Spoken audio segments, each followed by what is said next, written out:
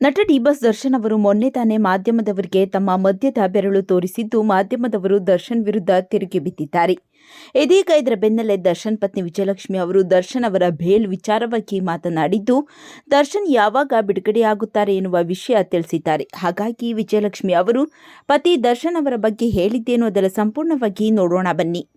ನಟ ದರ್ಶನ್ ಅವರು ಇದೀಗ ಬಳ್ಳಾರಿ ಜೈಲಿನಲ್ಲಿದ್ದು, ಅಲ್ಲಿನ ವಾತಾವರಣ ಇಷ್ಟವಾಗದೆ ಅಲ್ಲಿಗೆ ಹೊಂದಿಕೊಳ್ಳಲಾಗದೆ ಪರದಾಡುತ್ತಿದ್ದಾರೆ. ದರ್ಶನ್ ಪರ ಲಾಯರ್ ದರ್ಶನ್ ಅವರನ್ನ ಮತ್ತೆ ಪರಪ್ಪನ ಅಗ್ರಹಾರ ಜೈಲಿಗೆ ಶಿಫ್ಟ್ ಮಾಡುವಂತೆ ಕೋರ್ಟ್ಗೆ ಅರ್ಜಿ ಸಲ್ಲಿಸಿದ್ದಾರಂತೆ. ನಿನ್ನೆ ನಡೆದ ಕೋರ್ಟ್ ವಿಚಾರಣೆಯಲ್ಲಿ ದರ್ಶನ್ ಅಂಡ್ ಗ್ಯಾಂಗ್ಗೆ ಸೆಪ್ಟೆಂಬರ್ 17ರವರೆಗೆ ಮತ್ತೆ ನ್ಯಾಯಾಂಗ ಬಂಧನ ವಿಸ್ತರಿಸಿ ಕೋರ್ಟ್ ಆದೇಶ ನೀಡಿದೆ. ಸೆಪ್ಟೆಂಬರ್ 17ರಂದು ದರ್ಶನ್ ಅವರು ಕೋರ್ಟ್ಗೆ ಜಾಮೀನು ಅರ್ಜಿ ಸಲ್ಲಿಸಲಿದ್ದಾರೆ ಎನ್ನುವ ಸುದ್ದಿ ಕೇಳಿಬರುತ್ತಿದೆ. ಮೊನ್ನೆ ಪವಿತ್ರ ಗೌಡ ಸಲ್ಲಿಸಿದ ಅರ್ಜಿ ವಜಾಗೊಂಡಿತ್ತು. ಇದೀಗ ದರ್ಶನ್ ಅವರು ಅರ್ಜಿ ಸಲ್ಲಿಸಿದ್ದು, ಬೇಲ್ ಸಿಗುತ್ತಾ ಕಾದು ನೋಡಬೇಕು. ಈ ಬಗ್ಗೆ ದರ್ಶನ್ ಪತ್ನಿ ವಿಜಯಲಕ್ಷ್ಮಿ ಅವರು ಪೋಸ್ಟ್ ಒಂದನ್ನು ಹಂಚಿಕೊಂಡಿದ್ದು, ಸತ್ಯಕ್ಕೆ ಜಯ ಸಿಕ್ಕೇ ಸಿಗುತ್ತೆ, ನಮ್ಮ ಪವರ್ಫುಲ್ ಪ್ರಾರ್ಥನೆಗೆ ಪ್ರತಿಫಲ ಸಿಗುತ್ತೆ ಎನ್ನುವ ದೇವರ ದರ್ಶನ ಮಾಡಿರುವ ಫೋಟೋ ಹಂಚಿಕೊಂಡಿದ್ದಾರೆ.